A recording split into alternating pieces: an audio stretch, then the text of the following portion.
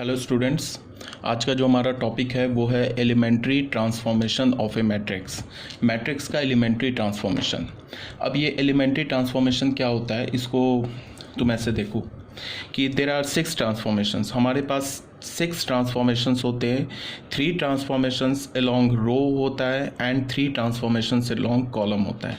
यहाँ पे ध्यान से देखो, सबसे पहले मैंने क्या लिखा, मैंने लिखा फर्स्ट ट्रांसफॉर्मेशन आर आई। यहाँ क्या लिखा आर आई, एक फिर मैंने ऐसे एरो दिया है, डबल साइडेड एरो दिया है आर आई और ये आर जे। और ये डबल साइडेड एरो का क्या मतलब है, आर आई को मतलब आईएथ रो को हम जेथ रो से इंटरचेंज कर देंगे। अगर मैंने आईएथ रो को जेथ रो से इंटरचेंज किया तो उसका सिंबल क्या होगा, ये सिंबल होगा आर आई ऐसे डबल एरो और आर जे। अगर मान लो आई का वैल्यू हमने 2 ले लिया और जे का वैल्यू 3 ले लिया तो इसका क्या मतलब हुआ कि हम सेकेंड रो और थर्ड रो को आपस में इंटरचेंज कर रहे हैं। अब इसका क्या मतलब हुआ, इंटरचेंज करने का क्या मतलब हुआ कि सेकेंड रो को उठा के थर्ड रो पे डाल दो, थर्ड रो को उठा के सेकेंड रो पे डाल दो। ठीक है, अब ये सेकेंड में आ जाओ आर आई और उसके बाद हमने एक एरो लिया के आर आई। इसका क्या मतलब हुआ कि आईएथ रो को हम के से मल्टीप्लाई कर रहे हैं। अब आईएथ रो को के से मल्टीप्लाई करने का क्या मतलब हुआ कि आईएथ रो के हर एक एलिमेंट को हम जाके के से मल्टीप्लाई कर देंगे। अगर हमने आईएथ रो के हर एक एलिमेंट को के से मल्टीप्लाई किया तो उसे हम लिखेंगे कैसे, ऐसे लिखेंगे आर आई और एक एरो और के इंटू आर आई। इसका क्या मतलब है, आईएथ रो लिया हमने और उस आईएथ रो में जितने भी एलिमेंट्स हैं सबको हमने के से मल्टीप्लाई कर दिया। फॉर एग्जाम्पल अगर हमने आई का वैल्यू 2 लिया तो क्या हो जाएगा, आर यहाँ पे 2 और एक एरो 2R2। इसका क्या मतलब हो गया कि हम सेकेंड रो में जाएंगे और सेकेंड रो के हर एक एलिमेंट को जाके 2 से मल्टीप्लाई कर देंगे। ठीक है, अब यहाँ पे क्या लिखा कि आर आई, फिर एक यहाँ पे एरो दिया are I plus lambda R J. अब इसका क्या मतलब है, इसका ये मतलब है कि हम जेथ रो के हर एक एलिमेंट को लैम्डा से मल्टीप्लाई करेंगे और जाके आईएथ रो के हर एक करॉस्पॉन्डिंग एलिमेंट से में ऐड कर देंगे। इसका क्या मतलब हुआ, आर आई एक हमने एरो दिया are I plus lambda R J. इसका क्या मतलब हुआ कि जेथ रो के हर एक एलिमेंट को हम लैम्डा से मल्टीप्लाई करेंगे और आईएथ रो के करॉस्पॉन्डिंग एलिमेंट्स में ऐड कर देंगे, तो उसको हम ऐसे लिखते हैं। ठीक है, सेम यही बात हो गया इसमें कॉलम ट्रांसफॉर्मेशन में। 3 कॉलम ट्रांसफॉर्मेशन है। पहला क्या है सी आई, एक ऐसे एरो दिया सी जे। इसका क्या मतलब है कि हम आईएथ कॉलम और जेथ कॉलम को आपस में जब इंटरचेंज करेंगे तो उसको ऐसे लिखेंगे। फिर हमने क्या लिखा सी आई, एक एरो दिया के सी जे। इसका क्या मतलब है कि हम क्या कर रहे हैं, दिस इज नॉट के सी जे, ये के सी आई है। इसका क्या मतलब है कि हमने क्या किया कि आईएथ कॉलम के हर एक एलिमेंट को के से मल्टीप्लाई कर दिया। अगर हमने आईएथ कॉलम के हर एक एलिमेंट को के से मल्टीप्लाई किया है तो उसको रिप्रेजेंट कैसे करेंगे, सी आई लिखा, उसके बाद क्या लिखा के इंटू सी आई। ठीक है, उसके बाद आ जाओ सी आई लिखने के बाद हमने लिखा सी आई प्लस लैम्डा सी जे। इसका मतलब बच्चों क्या है कि सी आई यहाँ पे लिखा है ना, तो ये सी आई चेंज हो रहा है, मतलब आईएथ कॉलम चेंज हो रहा है। जैसे यहाँ पे आईएथ रो चेंज हो रहा है, यहाँ भी आईएथ रो चेंज हो रहा है, यहाँ भी, यहाँ क्या है आईएथ रो और जेथ रो आपस में इंटरचेंज हो रहा है। यहाँ पे आईएथ कॉलम और जेथ कॉलम आपस में इंटरचेंज हो रहा है। यहाँ पे क्या है कि आईएथ कॉलम इंटरचेंज हो रहा है। तो यहाँ पे हमने क्या लिखा सी आई लिखने का मतलब कि आईएथ कॉलम इंटरचेंज हो रहा है। कैसे इंटरचेंज हो रहा है कि हमने क्या किया कि जेथ कॉलम उठाया, जेथ कॉलम के हर एक एलिमेंट को लैम्डा से मल्टीप्लाई कर दिया और आईएथ कॉलम के करॉस्पॉन्डिंग एलिमेंट्स में जाके ऐड कर दिया। तो इसको हम लिखेंगे कैसे, ऐसे।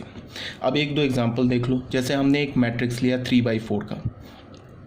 अब ये जो एलिमेंट्री ट्रांसफॉर्मेशन है मैट्रिक्स का, ये स्क्वायर मैट्रिक्स पे भी वैलिड है और नॉन स्क्वायर मैट्रिक्स पे भी वैलिड है। ठीक है, तो हमने क्या किया, एक ए मैट्रिक्स लिया 3/4 ऑर्डर का। अब यहाँ पे हमने क्या अप्लाई किया, अप्लाइंग R1 और R1 इंटरचेंज R2, R1 और R2 को हमने इंटरचेंज कर दिया ऑन ए। इस ए मैट्रिक्स में R1 और R2 को इंटरचेंज कर दिया। इसका मतलब क्या है कि ये जो सेकेंड रो है ना, इसको तुम फर्स्ट रो बना दो और ये जो फर्स्ट रो है इसको तुम सेकेंड रो बना दो। तो देख लो, ये हमारा सेकेंड रो आ गया फर्स्ट रो और ये फर्स्ट रो आ गया सेकेंड रो।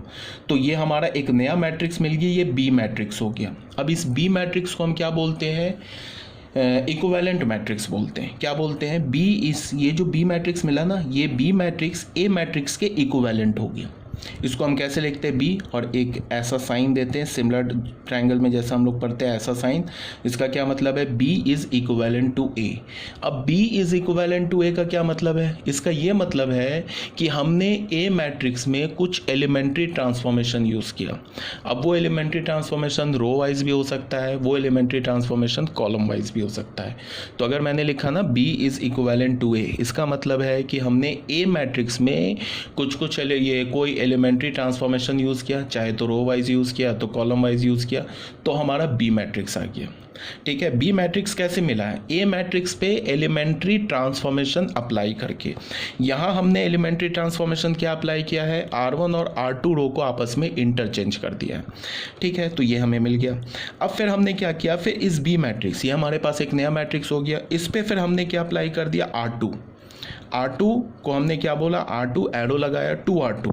इसका क्या मतलब हुआ कि सेकेंड रो के हर एक एलिमेंट के पास जाओ और उसको 2 से मल्टीप्लाई कर दो।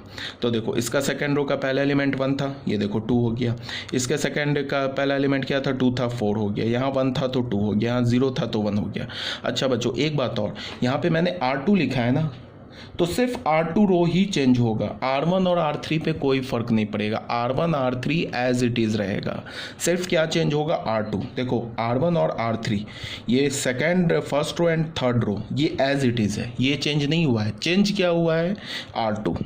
ठीक है, तो हमें क्या मिल गया, बी पे हमने क्या एलिमेंट्री ट्रांसफॉर्मेशन लगाया, क्या एलिमेंट्री रो ट्रांसफॉर्मेशन लगाया कि हमने R2 को के हर एक एलिमेंट को 2 से मल्टीप्लाई कर दिया, तो सी मैट्रिक्स मिल गया। अब ये जो सी मैट्रिक्स मिला ना, ये बी मैट्रिक्स के भी इक्विवेलेंट है और ये ए मैट्रिक्स के भी इक्विवेलेंट है। सी बी और ए के क्यों इक्विवेलेंट है, बिकॉज ए पर हमने एलिमेंट्री ट्रांसफॉर्मेशन लगाया तो बी मिल गया, बी पर एलिमेंट्री ट्रांसफॉर्मेशन लगाया तो सी मिल गया। ठीक है, तो सी इज इक्विवेलेंट टू बी, सी हमारा बी के भी इक्विवेलेंट है, सी हमारा ए के भी इक्विवेलेंट है। तो हम ऐसे लिखते हैं, इक्विवेलेंट का साइन कैसे लिखेंगे, ऐसे लिखते हैं। क्लियर है ये बात, तो यहाँ तक कोई प्रॉब्लम नहीं होगी। ठीक है, ये हो गया हमारा पेज नंबर 1। अब क्या किया हमने कि ये जो मैट्रिक्स हुआ ना हमें सी मिला, सी मैट्रिक्स जो मिला, इस पर हमने फिर एलिमेंट्री ट्रांसफॉर्मेशन लगा दिया। सी पर एलिमेंट्री ट्रांसफॉर्मेशन क्या लगाया, R2 देख लो, R2 माइनस 2R1 ऑन सी, इस सी मैट्रिक्स पर लगाया, सी मैट्रिक्स पर लगाया। देखो ये बच्चों ये जो सी मैट्रिक्स है ना, इस पर हमने क्या लगाया, क्या लगाया हमने, R2 को चेंज किया, R2 माइनस 2R1 ये हमने लगा दिया।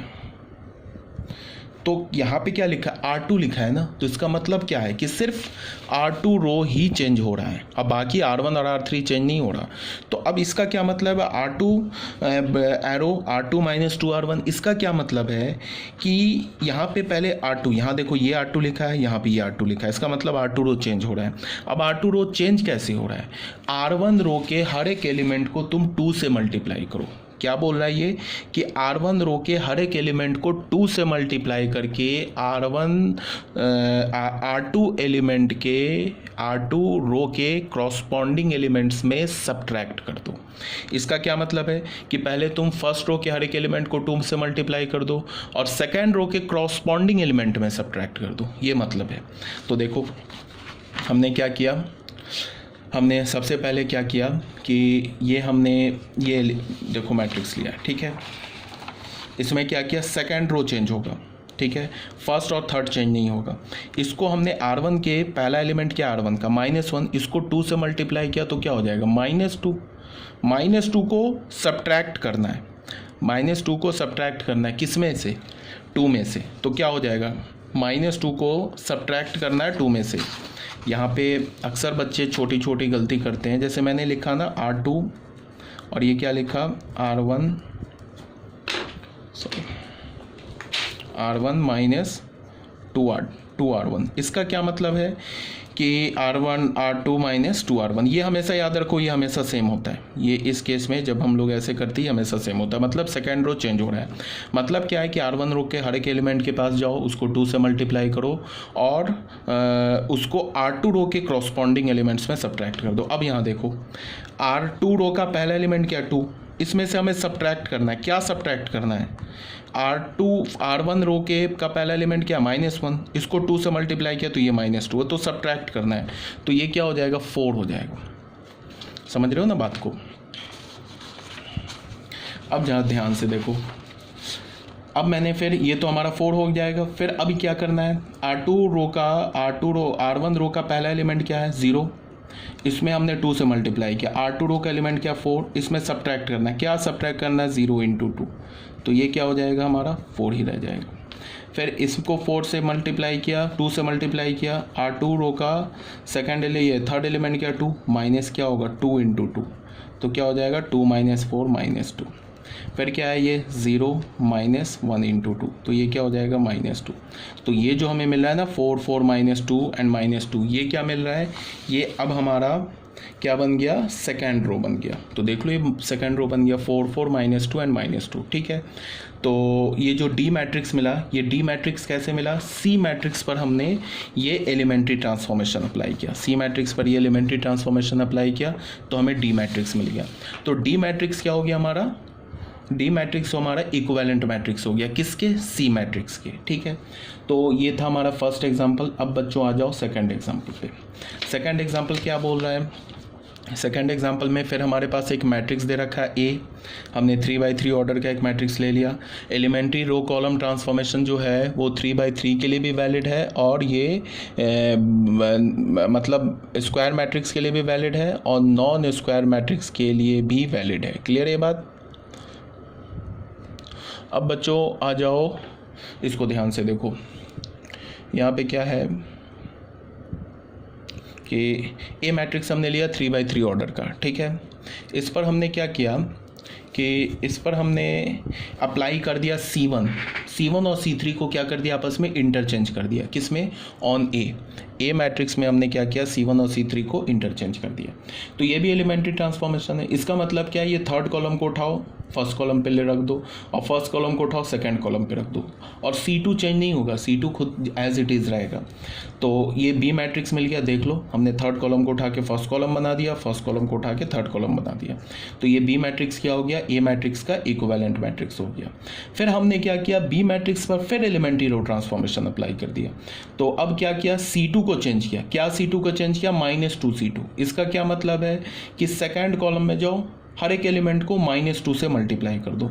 तो यहाँ -2 से मल्टीप्लाई करेंगे तो 4, यहाँ -2 से मल्टीप्लाई करेंगे -4, यहाँ -2 से मल्टीप्लाई करेंगे -6। ठीक है, कॉलम में करेंगे, सेकंड कॉलम चेंज हो रहा है तो फर्स्ट और third column as it is रहेगा, इसमें कोई प्रॉब्लम नहीं आएगी। ये बात समझना है तुम्हें। ठीक है, अब बच्चों आ जाओ, फिर हमने सी पर फिर एक एलिमेंट्री ट्रांसफॉर्मेशन अप्लाई कर दिया। क्या एलिमेंट्री ट्रांसफॉर्मेशन अप्लाई किया कि C1 पहले कॉलम को चेंज कर रहे हैं। क्या चेंज कर रहे हैं? देखो, ये दोनों हमेशा सेम रहेगा, ये जो दोनों हमेशा सेम रहेगा। ये क्या बता रहा है कि हम फर्स्ट कॉलम को चेंज कर रहे हैं। क्या चेंज कर रहे हैं? थर्ड कॉलम के हर एक एलिमेंट को जाके 3 से मल्टीप्लाई करो और फर्स्ट कॉलम के करस्पॉन्डिंग एलिमेंट्स में ऐड कर दो। तो उसको हम कैसे लिखेंगे? C1 एरो C1 प्लस ये 3C3।